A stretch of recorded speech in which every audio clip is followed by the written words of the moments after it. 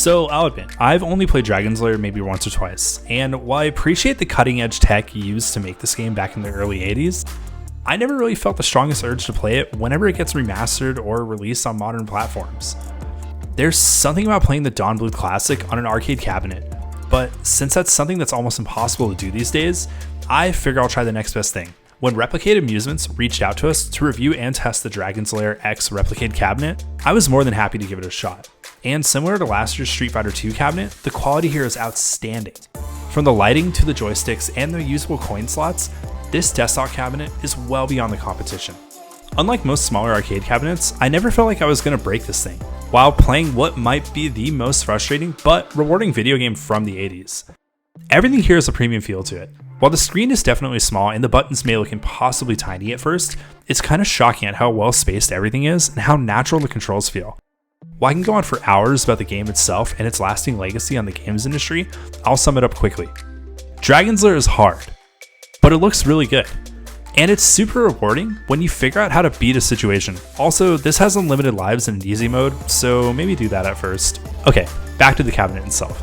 Just like the other cabinets from RepliCade, one of the most appealing factors here is its manageable desk-friendly size, but also its premium quality and extreme attention to detail and overall presentation. Every part of this feels premium and how it should. Every detail is painstakingly reproduced, from the original cabinet to the way the controls feel, even to how the lighting is on the marquee. It feels like someone just shrunk down the real thing.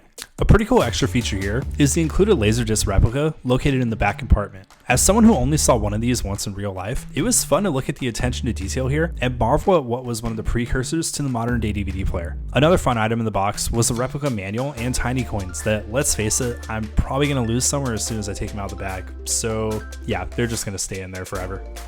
While these extras don't really add too much to the overall arcade cabinet itself, it's the attention to detail that truly shines here and is seen throughout the entire package. From the artwork on the box to the perfectly emulated lighting on the cabinet accents, it's going to be hard to find anything else that's as carefully crafted and detailed as this machine. So if you're someone who's really into that, this is totally for you, and it's worth the price, because this thing ain't cheap.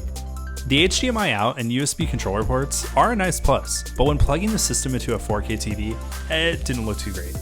While I probably wouldn't play it this way, it's still cool that I even have the option to do so that's a huge plus. Gameplay is about what you would expect here. It's Dragon's Lair, and the emulation is pretty spot on. As someone who has only had a chance to play the game maybe once or twice before, I never felt like I was robbed of the original experience here. The controls were responsive, and the joystick was super tactile. I mean, the click on this thing is so satisfying. Dawn Bluth's legendary animation here looks sharp and runs at its intended frame rate, and the music and dialogue are crystal clear. The emulation here is nothing to worry about, and like the console itself, shows a ton of dedication and care. In short, you're getting your money's worth here, and that's a common theme here. It's hard to find anything I really dislike with this. Sure, the video output could be a bit better, and I would have liked a slightly larger screen, but for a desktop arcade machine dedicated to one of the best arcade titles from the 80s, you really can't ask for more. Now, if only I can get past this part without dying 100 times.